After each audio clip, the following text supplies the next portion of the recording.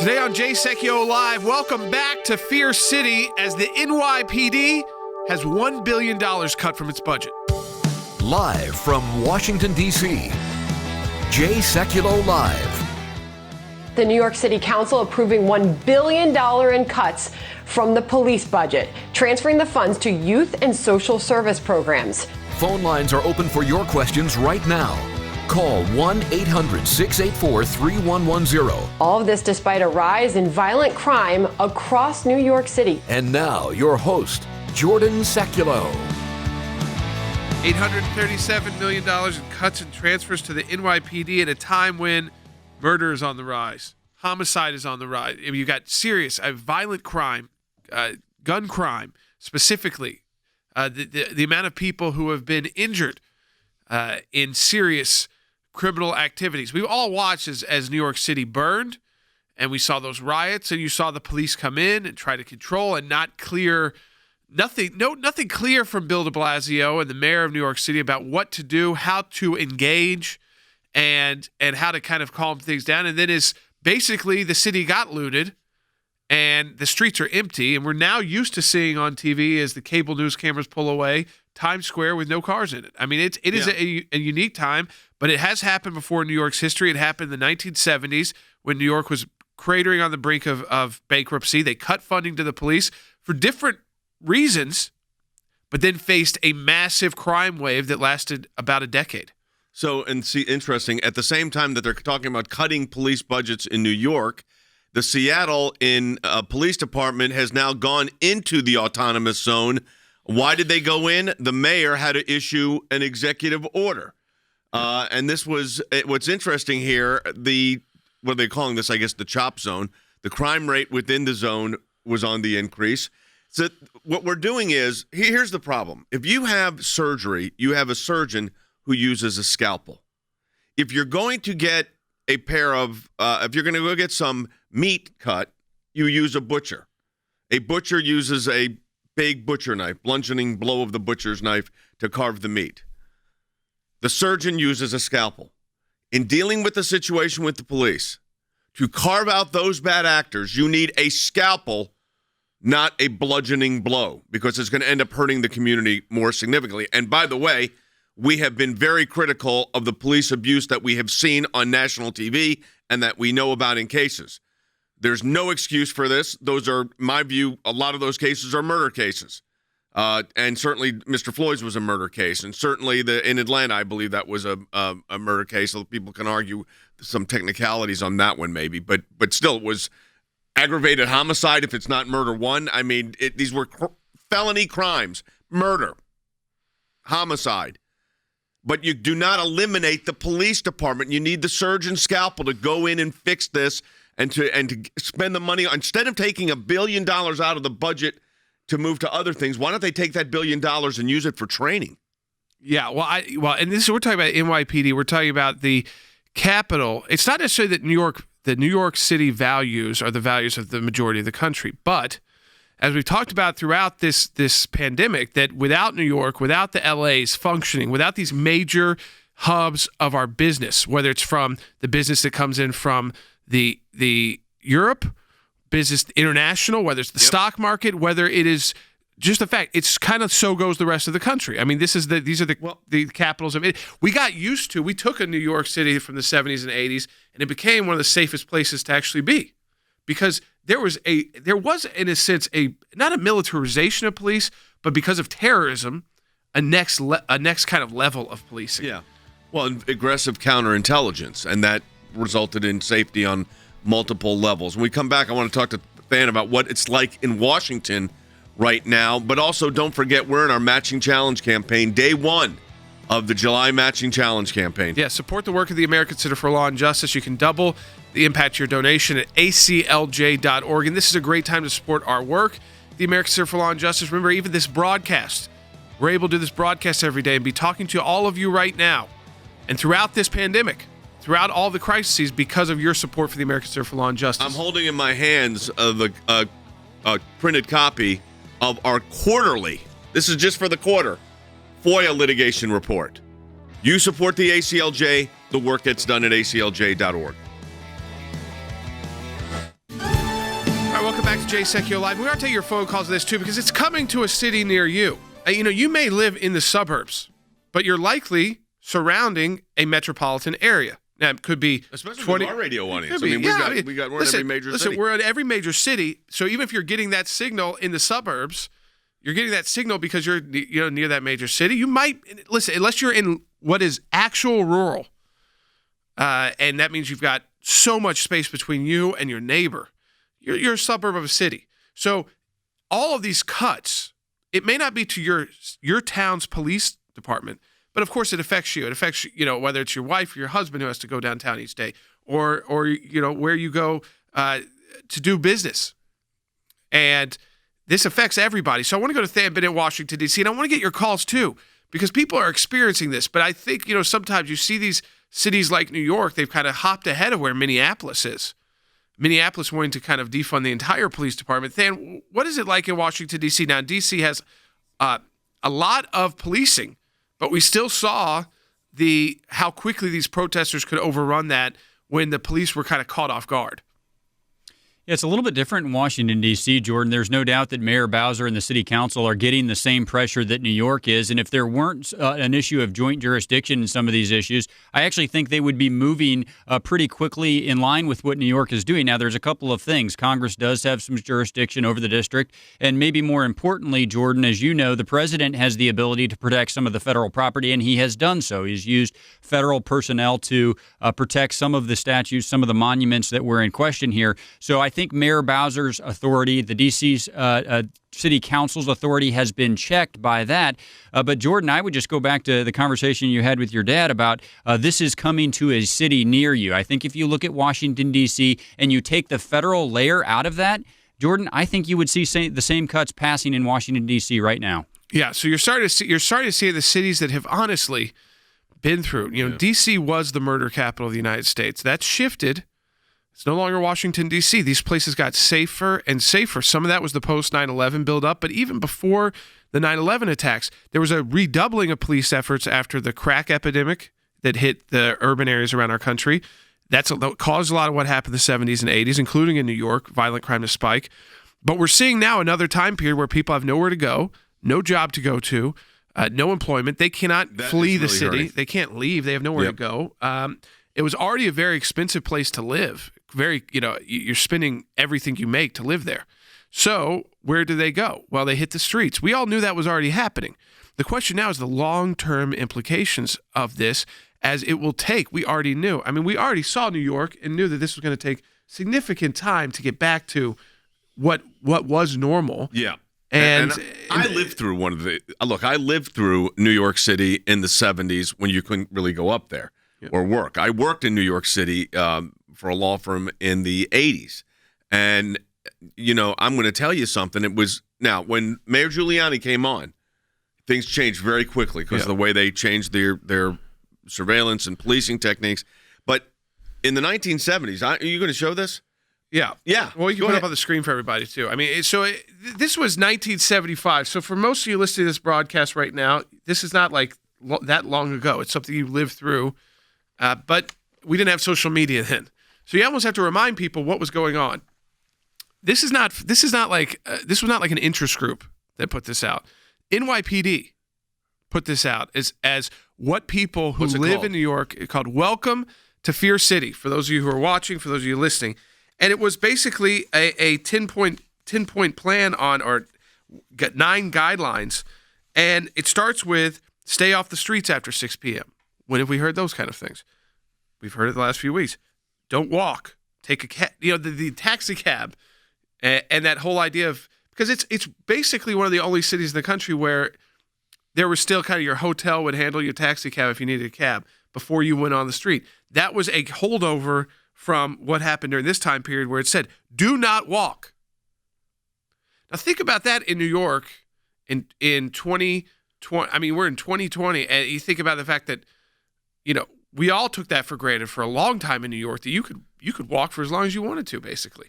It wasn't that there were not areas in New York that were more dangerous than others. We're talking about Manhattan.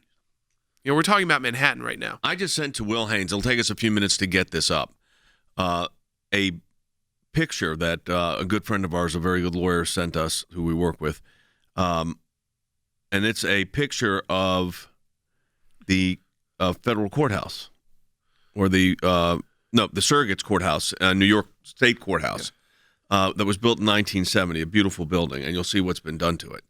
And, of course, the response is the mayor says we're going to take $1 billion out of the police budget, and we're going to move it to other things, maybe try to help to do something with security in the school. And security in the schools will no longer be handled by the police. They're going to have school resource officers that I guess are Department of Education employees. Meanwhile, the Department of Education in New York is talking about a 3% cut in their budget. And are they even going back to school? We don't even. Well, who knows? I mean, that's another question. thing. Like, what are they spending the money on? But I did have protecting. So as we get this picture ready, which kind of I think paints you the nature of the anarchy here. And I protect and defend freedom of speech, freedom of assembly, protests, marches, parades, placard holding. I don't support. We condemn violence, destruction of property, defecation of property. Those are things that should not happen. Fan, you've had what is it like? I mean, our office is in the epicenter. I mean, we are next to the Supreme Court, a block from the Capitol, surrounded by the Senate and House office buildings. What's it like when you go in the morning? Yeah, it's been interesting, Jay, because the businesses that I pass along the way are boarded up still. I mean, a lot of them are. It's something that is interesting to see because even the House and the Senate don't have staffers in them for the most part. Most of them are still working remotely, and yet the businesses that have tried to open have to board up. And Jay, you alluded to this underlying issue, and I think this is what makes it a double tragedy. We've said on this broadcast many times there's an underlying issue that needs to be addressed here, but this defunding effort that we're seeing, Jay, of course, it complicates the problem because it doesn't do anything to address that underlying issue, and it actually makes the people who are supposedly being protested for even more vulnerable because then when they get in a position to need help, they cannot reach anyone. And I will tell you, most of the action in Washington, D.C. is down Pennsylvania Avenue from here, closer to the White House. But driving into Washington, D.C., Jay, you see evidence of this even today. Are people using mass transit? Not, the demonstrators are. Okay. Most businesses in Washington, D.C. still are not permitting public transportation for their workers. Okay. I mean, I've lived in Miami, Washington, D.C. I've been like a lot of these places that have been in the news lately, and where people are on top. You got a lot of people, always edgy. Okay, always edgy. Washington, D.C., always on the edge of a protest. People, like that's kind of part of D.C., but there's so many police everywhere, Miami and Washington. But you've had now months and months of this drain on economies, and even in Washington, like Than said, empty build. These are Supreme Court's empty. We're talking about what surrounds the office. Usually, those were always. It didn't matter if there were always people working there 24 hours a day. Yeah. And if they were working till 10 o'clock at night, and then you had people coming in at night so that it's ready to start again at 6 a.m. I mean, this was the kind of hours that people used to keep in these cities. They were 24-hour cities, like Miami, like New York, like Washington, D.C., like L.A. They never stopped. Let me put this picture up of now they've been stopped for of the 3 circuit months. court in New York. There it is for our Facebook viewers and TV viewers. There it is.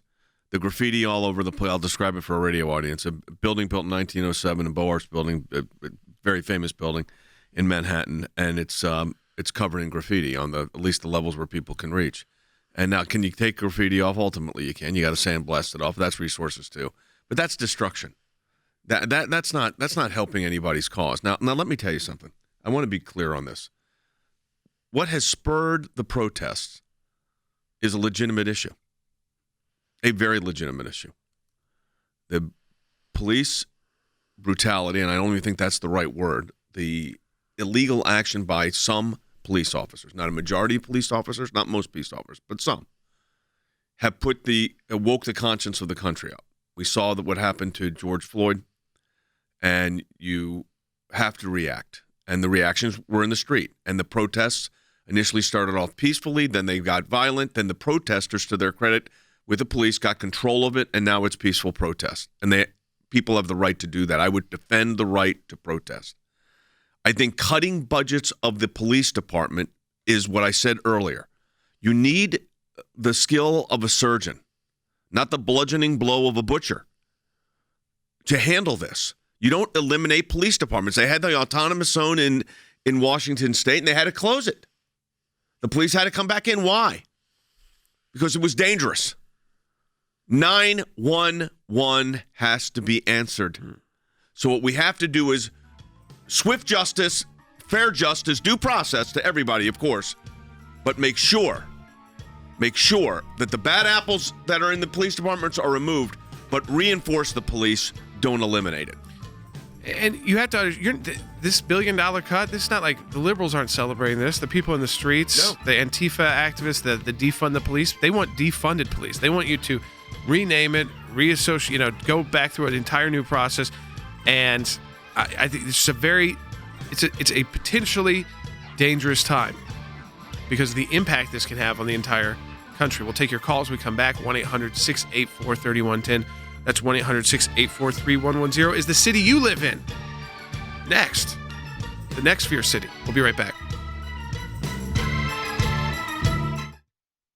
I was at a board meeting at Jews for Jesus, and the executive director said, we've got a case. The Supreme Court had just granted review. It was about literature distribution at airports. We wanted to have the Bible study meet in the school, but it turned into a problem when the principal said, no, you can't have it. I told her that I wanted to sing Noel, and the principal said that we can't have anything to do with Christ in our songs. We marched around the country defending evangelism in Chicago, in Boston, in New York, Atlanta, Texas, Southern California, Northern California, and points in between. The IRS is expected to reveal the results of an internal investigation that shows the agency targeted conservative groups. This was a complete misuse of the Office of the Internal Revenue Service. We only persevered because the ACLJ was there. The federal courts do not need to become monitors of state trespass actions, and that's all this is. We were looking for the right to speak our minds and our consciences, and we won that right today. Those of us that believe in life know that we're on the right side of history. We understand full well children are children, and they're precious in God's sight, and they're precious in our nation's sight, and they're precious to parents.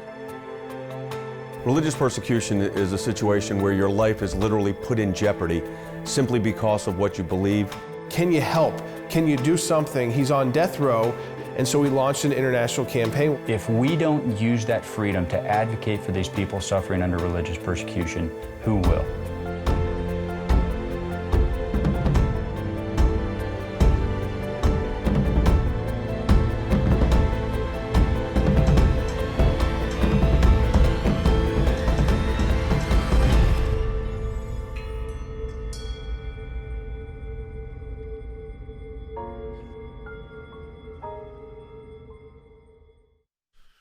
ACLJ.org.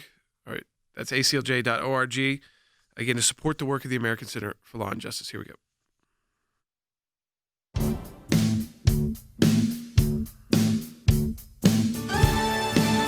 So in New York specifically, there's been a increase, 528 shooting incidents, 636 shooting victims this year. That's through June 30th. That's a 46% increase in incidents and a 53% increase in victims compared to this same time last year. So we're talking about that basically, 4 or 5 months into 2019 versus 4 or 5 months into 2020. You're talking about a 46% jump in the amount of shooting incidents. That's not all crime. That's when a gun was fired.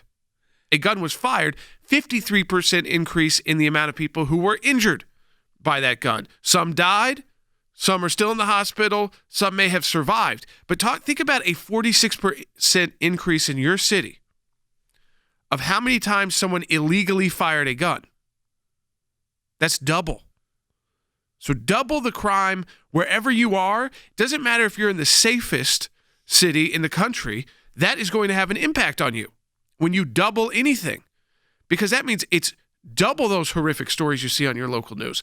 Double the amount of the violence. Double the amount of if you're using a gun for a criminal activity, those are a lot of those are also other violent crimes that were also occurring. Whether it is robbery, whether it is assault, whether you are caught up in a war between two different criminal elements. Drug cartels again carrying out kind of shocking attacks. These kind of taking advantage of the crisis, trying to take advantage of the pandemic, the streets being empty. Yeah. And now they're going to see this. If you were one of those criminal entities, the ones that were running the looting, we now all know that was highly coordinated by criminal organized crime. You're going to see, hey, the police are getting cut too. this is our time to. Well, to, the to New York take City advantage. Council, this was not unanimous. There was a New York City councilman that said, now what we've done is create a more violent city for our citizens to live in. And I think, that's, I think, nationwide. This is the problem. This is where no one's thinking through the consequences of the actions. How do you respond to something? It's called with reason and rational approaches. Don't just paint broad brushstrokes thinking you're going to solve a problem. It does not work. Jay, I think it's political pandering. I really do. I think it's worse than not thinking through the consequences. And part of the reason I think that is, I look at this through sort of the federal lens, and maybe the one silver lining here is at least people can choose to live in cities and localities that haven't made this type of decision. But this is the type of decision that I think in this moment in Washington, D.C., you would see come out of Washington, D.C. if they had the authority to do it. Because think just back a couple of weeks ago to the debate over the Justice Act. The Washington, D.C. Democrats had spent months and months talking about how they needed more resources to pour into law enforcement for things like body cameras. Then when they had the opportunity to go down to the Senate floor and vote on that very thing, more dollars for body cameras, more dollars for law enforcement, they not only voted no, but then they ran back to their localities and supported efforts like the one that is happening in Chuck Schumer's state in New York. So, Jay, I really do think it's more than just not thinking through the consequences. I think it's looking at the consequences and instead choosing what they think is a political advantage for their base. That's very dangerous, Jay. But I will say, this is why we do think these decisions need to be made closer to the people, because if they came out of Washington, D.C., it would be nationwide. This is also why we bring this broadcast to you each and every day, both on radio and TV and on social media platforms, because it's a way for us to get information out. Your support, by the way, of the American Center for Law and Justice doesn't only just go to this, which is pretty extensive. I'm holding up a 2-inch thick report on just our FOIA litigation. So it's not just for this. It's for this broadcast that you're seeing right now, broadcast to you around the country, around the globe, actually. So your support of the ACLJ makes that kind of difference. And we're in a matching challenge campaign right now, and we're not decreasing our media presence at this time. We are increasing it.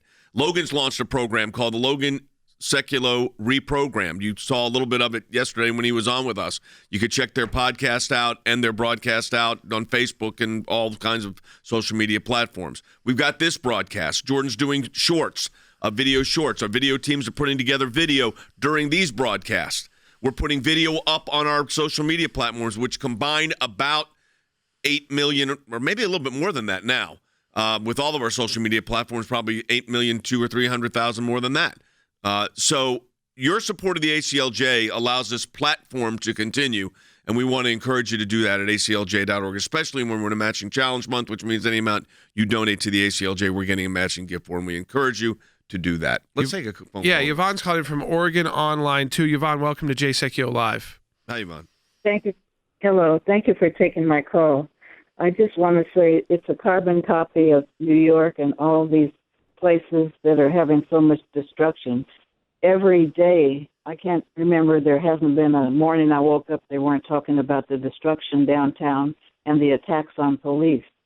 Yet the city council tells the police they're not to use tear gas to disperse crowds unless it's absolutely necessary. Well, I guess last night is what they considered absolutely necessary, which it was. And they were throwing fireworks, rocks the size of baseballs, and they had some kind of orange smoke, so the police did have to use tear gas on them. But the thing is that every day there's destruction of businesses. It's graffiti all downtown. Nobody's doing anything, but the city council doesn't want the police to use tear gas or bother them. Yeah. But there's at one point a few days ago they locked people in the Justice Center and set fires. That I'm sure not everybody. I mean, people here knew what happened, but I mean, this is what's going on in Portland. Locking people in a building and setting a fire. Last night, it was the police union that they were throwing the bottles and fireworks at police. And Yvonne, Portland was a city. I've been there a lot. I have family, my wife's family in Portland, so I've spent a lot of time there, and especially over the last 10 years. And in those last 10 years, it was a boom town. I mean, it was a boom town. It was every time I'd go back, there was another neighborhood that had been kind of redone and there were new restaurants. And whether those people building those restaurants like the politics of why they had a boomtown going on didn't really matter, but they don't have their jobs either. I mean, I think that there's that combination of no work for that group that came to Portland, also kind of came back into Portland, and now, I mean, this is what you see in these cities, these boomtown type cities that totally transformed in the last 10 to 20 years. So they have been on these trajectories, which is up, a lot of young people in the service industry, and had good paying jobs that were consistently, I mean, those were cities that just kept being, they were pricing people out. You couldn't even move to Portland anymore. I've done a little bit of traveling by car, obviously, over the last 6 weeks. You've seen me in different locations. And what concerns me still, besides the protests, and the protests are fine, it's the violence that I said condemned, and that seems to be much more under control. I think clearing out these autonomous zones were an overreaction and kind of ridiculous, to be quite blunt. Having said that, let me say what I'm concerned about economically. Look, I mean, the country's hurting. And while I think the economy is going to come back, I was talking to people in North Carolina and in Florida and in Alabama and in Georgia and in Tennessee, and small businesses are struggling. Medium-sized businesses are struggling. Large businesses are struggling. So what we need to be is working on solutions, which is what our policy team does at the ACLJ, what Than's team does in Washington, D.C. Work on solutions, not just in court. We talked about those victories yesterday, but then you immediately move to another topic. That's the way it is. We're going to continue to do that at the ACLJ. Your support of our work is that critical, especially in our matching challenge months. Folks, you can support the work of the American Center for Law and Justice at aclj.org. That's aclj.org. And for our next half hour, do you think your city's next? The big city near wherever you live, is it next? Is it the next fierce city? 1-800. It is a critical time for our nation. And the American Center for Law and Justice is on the front lines, defending life and liberty, engaging the issues that matter most to you and your family. Whether it's working to protect Americans from the dangers of radical Islam and the persecution of Christians, to defending life at the U.S. Supreme Court, to protecting your religious and constitutional freedoms, we could not do this work without you, without your support. And now your support can really make a tremendous difference. For a limited time, you can participate in the ACLJ Matching Challenge. If you make a gift now, it will be doubled. $25 becomes $50. A $100 gift becomes $200.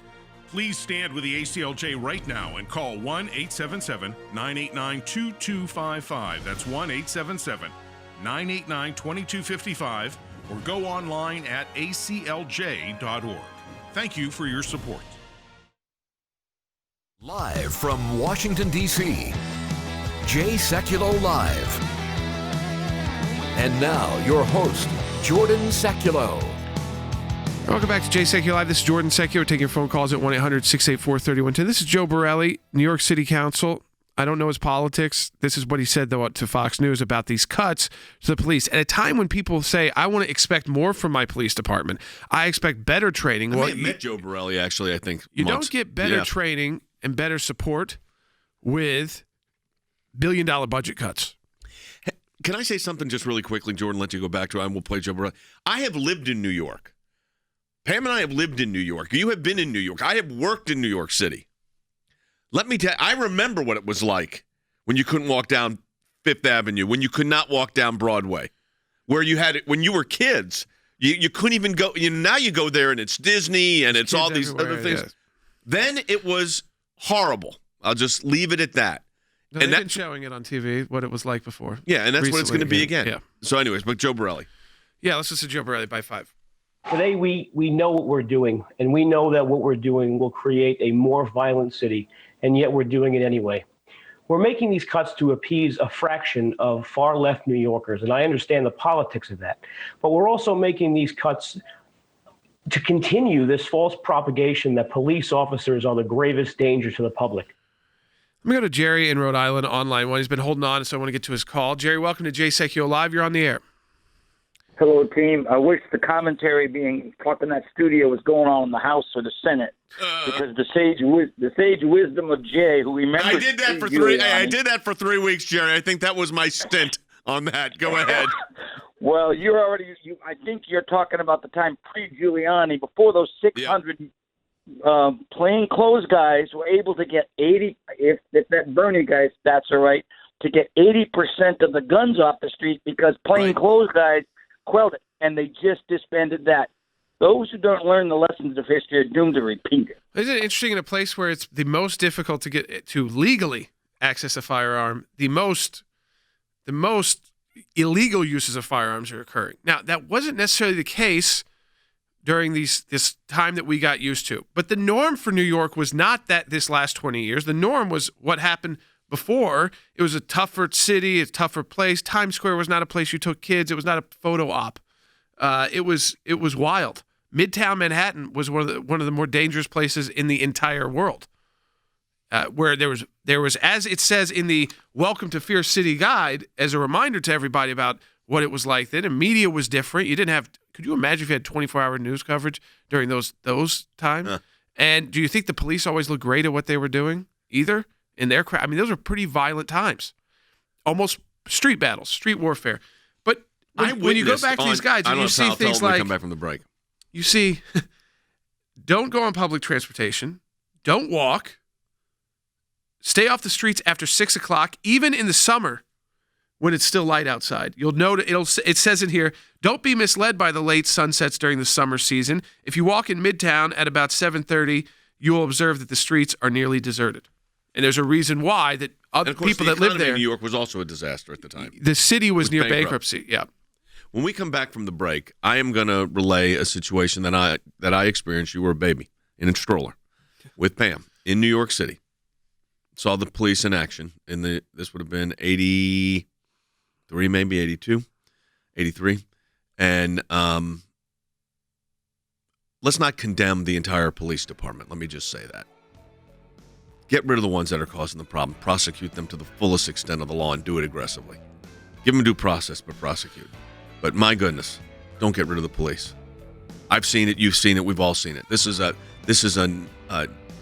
non-appropriate response. It's not appropriate to label entire police departments like this. Remove the problems. Use the surgeon's scalpel, not the butcher's knife. There's a big difference of how you approach things when you're looking at how you carve problems out. And that's what I'm saying here. All right, folks, support the work of the American Center for Law and Justice at aclj.org. That's aclj.org. If you want to talk to us on the air, 1-800-684-3110. That's 1-800-684-3110. Get back to it. We'll get another update from Than on what's happening on the floor of the U.S. Senate, where the Democrats are up to right now. Go to aclj.org. Support the work of the American Center for Law and Justice. We'll be right back.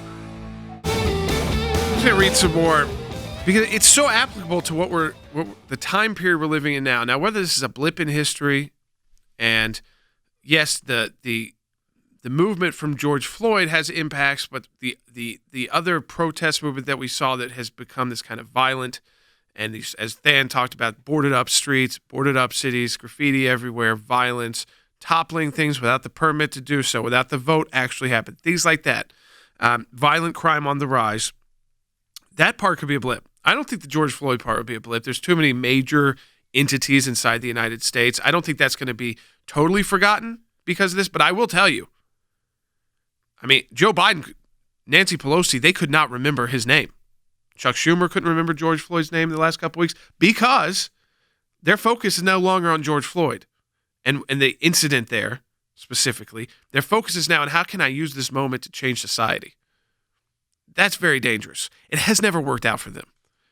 The fact that New York City had Republican mayors, the fact that New York had Republican governors, it's kind of like hard for people to believe during this time period of peace we've gotten used to. But listen to the first two paragraphs.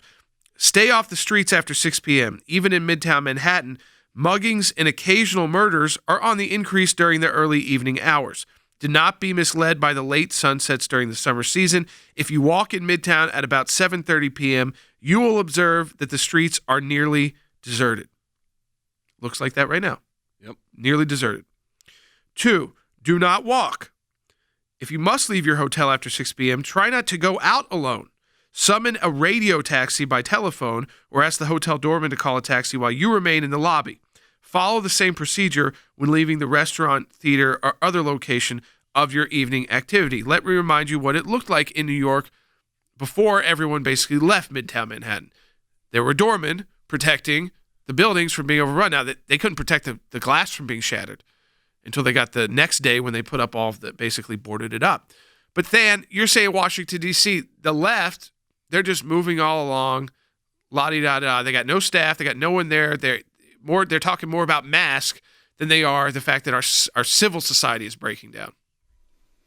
Well, Jordan, I actually think they're walking away from the constituency that they've said they want to help as well. I agree with you that the issue of justice for George Floyd is not going away, but I will tell you this movement we're seeing right now to defund the police, Jordan, it's delaying justice for George Floyd. It definitely is, because what we saw in the United States Senate over the last couple of weeks was a piece of legislation that was named after George Floyd, that Democrats have been calling for, to send more resources to these communities to enact some of the reforms, including body cameras for police officers, that George Floyd's family had been looking for.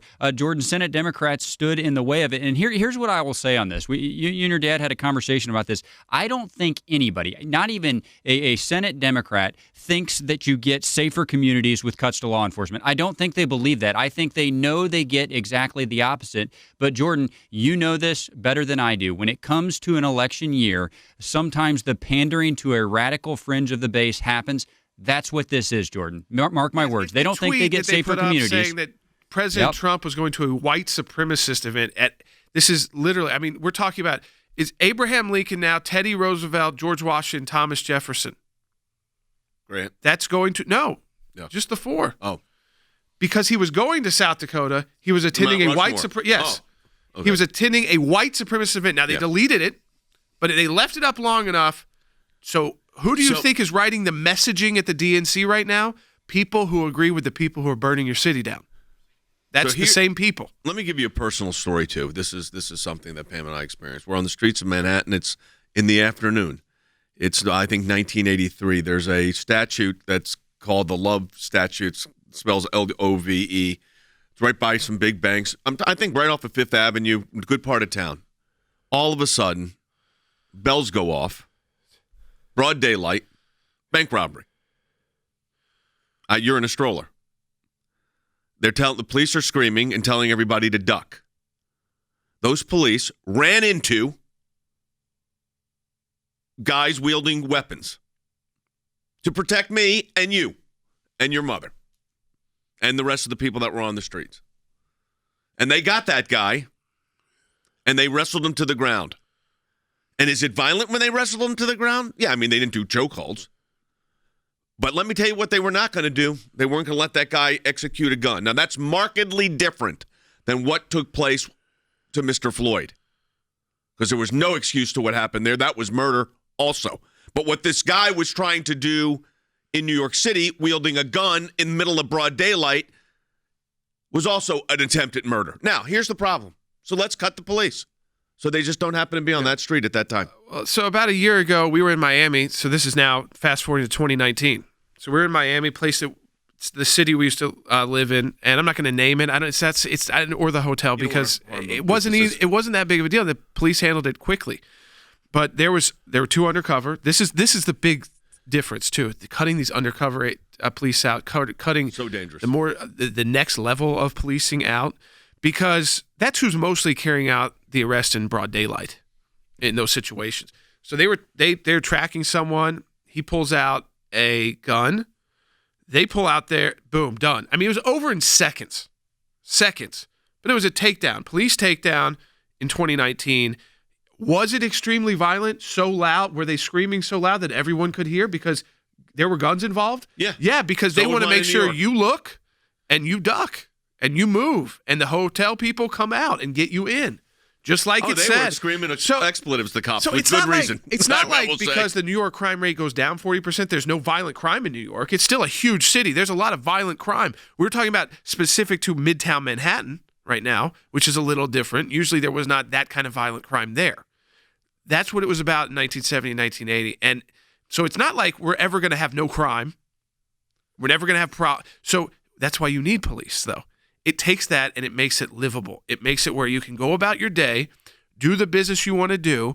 They're handling that. It's not your concern. The biggest issue in our country, we don't want vigilante justice. You don't want that. You don't want communities deciding on their own who's With the no who, standards and no practices. No, you want accountable police departments that can respond. And if there is an abuse, which there have been, and we know that, those need to be, and there have been, dealt with swiftly. But you also need to read another one of the paragraphs from the Welcome to Fear City matter that was distributed in New York. Because this shows you that you could take what was in 1975, fast forward it 50 years, 45 years, I guess, and see what you get. Yeah, I mean, so we just listen. This is the beginning of the survival guides, the third sentence in, second paragraph. By the way, the numbers were also similarly up. Robberies were up 21%, aggravated assault was up 15%, larceny up 22%, burglary up 19%. Now, to quote, solve his budget problems, Mayor Beam is going to discharge substantial numbers of firefighters and law enforcement officers of all kinds. By the time you read this, the number of public safety personnel available to protect residents and visitors may already have been still further reduced. Under those circumstances, the best advice we can give you is this. Until things change, stay away from New York City if you possibly can. To me, I look at Governor Cuomo and I shrug. Because he's like, oh, you can't come here. So what? Who is going to go to New York State to open a business with that kind of leadership and go to New York City and to who's visit? going to New York City to visit? No one.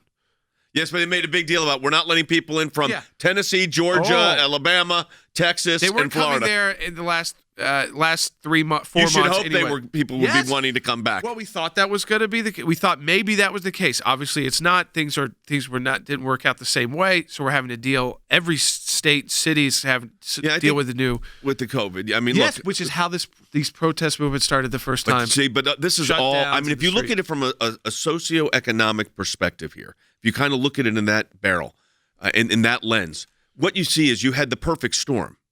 You had a pandemic that was affecting everybody's health, or potentially could affect everybody's health.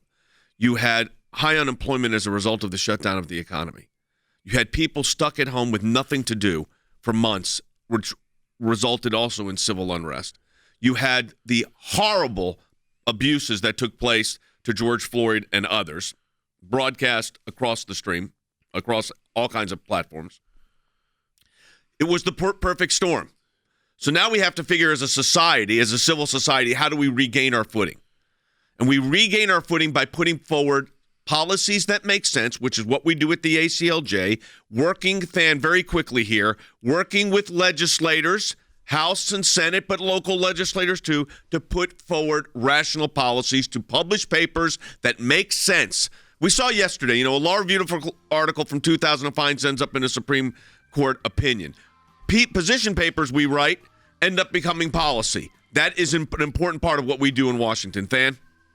And there are things that can make a real difference, Jay. I mean, you talked about the law enforcement component. The Justice Act would help that. You talked about the education opportunity component. We've got a proposal out that would help that. Of course, there's an economic component as well. But, Jay, all of the things that are happening in right now are distracting from those things. Jay, those efforts that you're talking about, those would actually do something real on the ground to help address the situation. Our focus ought to be there. I think the danger is this. There will be no police reform at the federal level. There will be no change. The law will stay the same. There'll still be everything you didn't want. By the way, chokeholds aren't banned. They're not banned right now because Democrats wouldn't support this. We'll be back. For 30 years, the American Center for Law and Justice has been dedicated to protecting your religious and constitutional freedoms. Because of you, we've seen great success in the courts and Congress concerning the issues that matter most to you and your families. ACLJ Chief Counsel Jay Sekulow. Our decades-long commitment to the Constitution and the rule of law is at the center of everything we do. The bottom line, our work could not take place without your generous support. It's a critical time for our nation and our world. With so many challenges facing our country, the work of the American Center for Law and Justice has never been more important. There's no better way to support the ACLJ than through online giving. We truly appreciate your financial support. Without it, it would be impossible to do our work here and around the globe. And the best way to support our work is to make your financial gifts online at aclj.org. Donating online is safe and secure, and an online gift at aclj.org can be put to work immediately, enabling the ACLJ to continue the battle against abortion giant Planned Parenthood. These are young people in their 20s and 30s that are doing this. They're fighting for life at a whole new level to beat back the abortion juggernaut. We've got a whole group of young lawyers that are defending them. To protect Christians facing persecution. Release of Andrew Brunson. He is the American evangelical from North Carolina, held in Turkey for more than 2 years. We're grateful to ACLJ who put it out to these people, they were getting all this out. I'm thankful, I'm grateful, and actually I'm astounded. To stand up for our good friend Israel. To work to uncover the corrupt deep state in Washington, and so much more. Take part in our matching challenge today. You can make a difference in the work we do. Give a gift today online at aclj.org.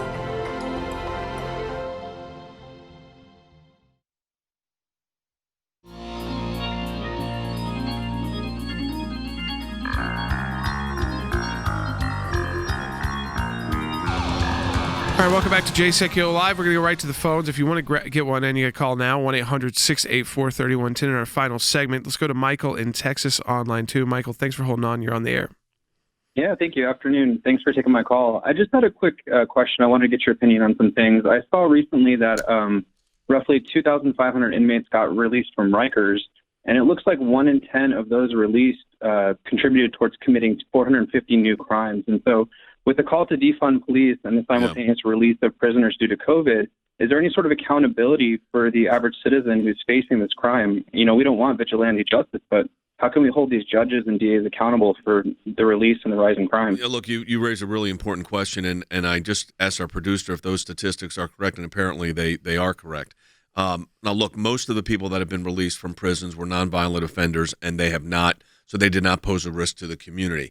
And they did that in order to protect the spread, stop the spread of COVID, and it was a very difficult situation within the individual prisons. But some violent criminals that were at the end, or near the end, I guess, of their prison terms were released and unfortunately returned to their previous habits. Jordan? Well, I think they returned to communities that had no civil society structure to help them get back on their feet. I mean, these were boarded up towns and cities. I mean, so then when we've seen these mercy releases, and I think that you're right for the most part, that most of the people who were involved in any kind of crime, and especially violent crimes, had to basically be they were going to be released anyways the next few months, and they were causing more problems by being there than good, age, whatever. But we know most go back to crime. That's true with rescission rate. Yeah. So, I mean, but then Washington, D.C., again, the cities are boarded up. Civil society is not the same. And we were getting to a point where things started to open again, but it kind of is all stalled out. Well, I tell you a couple of things, Jordan. First of all, I mean, this is why we've tried so hard to focus on things like economic opportunity and education opportunity, because you do need to provide incentives and provide ways for people who are not born into advantaged situations to find opportunity. And Jordan, that's how you address the solution. But look, I want to go back to something you said just a segment or two ago. No matter how many of these reforms that you accomplish, you're still going to have violence, whether it's from people that are returning from time or whether or not it's a first-time offense is really sort of beside the point, Jordan. You are going to have violence on the streets in some instances. The question is, are you going to have someone that can respond to that? And look, one of the stated goals from Mayor de Blasio's initiative was shrinking the NYPD's headcount. Jordan, that means there will be less people to respond when there's violence on the streets. There's no excuse for that. So backwards as a policy matter, ridiculous as a policy matter. Now, the New York Times reported this. This goes to what the last caller said. Joseph Edward Williams shot and killed a man in Tampa, Florida, March 20th. This was according to authorities. This is from the New York Times. That was one day after he was among more than 160 inmates released from the Hillsborough County Jail. So it does happen. Now, that should not happen. And most of the people being released are nonviolent offenders. And that I do understand. But we've got to be careful here. You're going to have, if you have this kind of civil unrest, is a recipe for disaster. It is. Civil unrest on this level is a recipe for disaster, and it's very hard for the country to get back on its feet when you've got a pandemic and civil unrest going on at the same time. So it's not just a question of law and order. You got to have law and order. You have to have plans and process. You have to have economic stimulus. You have to have a plan for training law enforcement. You have to have a justice system that can actually operate. This is not easy. It's complicated, but there's no options here. This is how you have to run a civil society. So we've got to get the civil society restored to build the confidence level up for our people. And look, this pandemic has changed a lot of things.